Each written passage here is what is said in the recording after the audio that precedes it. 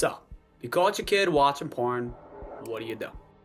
What's going on? My name is Chris Rogers. I'm a certified porn and sex addiction recovery coach. I'm also a certified relapse prevention specialist. Alongside my nearly decade-long experience of working as a teacher, I speak to people every single day struggling with an out-of-control compulsive behavior, facilitating an atmosphere of compassion, communication, and accountability. All that is to say, you got porn questions, I got your answers. Today we're going to dive into a really realistic question that I'm sure you've asked yourself before.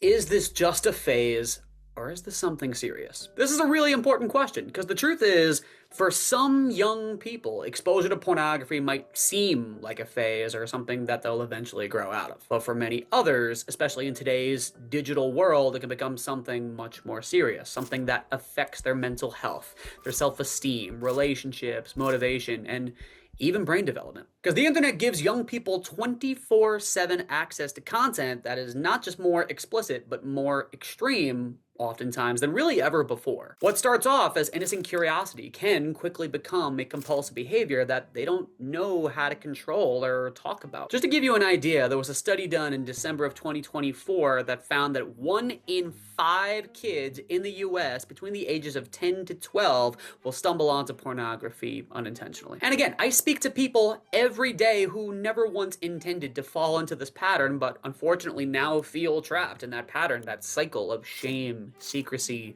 self-blame. Many of them started off at a young age and kept thinking, this is just a phase, I can stop whenever I want. How many of you guys have heard that before? Until it begins to ultimately affect their academics, their relationships, their self-image, and their ability to focus. But here's the good news.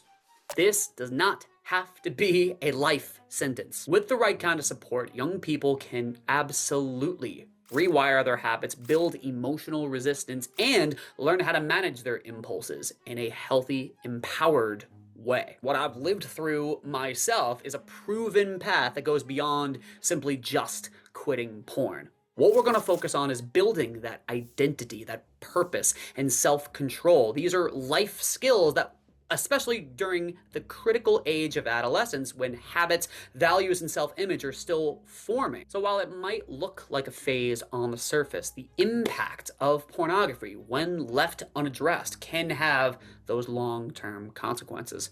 And that's why your concern is not only valid, but it is incredibly important. By stepping in now, you're not overreacting. You're giving your child the opportunity to grow with that clarity, that confidence, that self-respect. And that kind of foundation is going to go beyond just quitting porn. Because we got to keep in mind, these are still developing brains. They are not finished growing. So here's what we're going to do.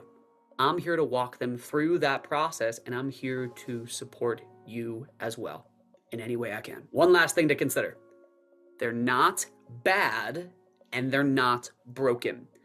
Your child is experiencing sensations that they are supposed to feel. But what's possibly happened is they've developed an unhealthy dependency on what's given them the quickest answers to questions about those sensations. What we're going to do is we're going to work together and lead them back to connection instead of isolation. We're going to facilitate the system, the accountability, and the support to choose compassion over merely convenience, intimacy over immediacy, and contentment over chaos. Thank you so much for watching. If you got any questions, let me know, and I'll see you in the next video.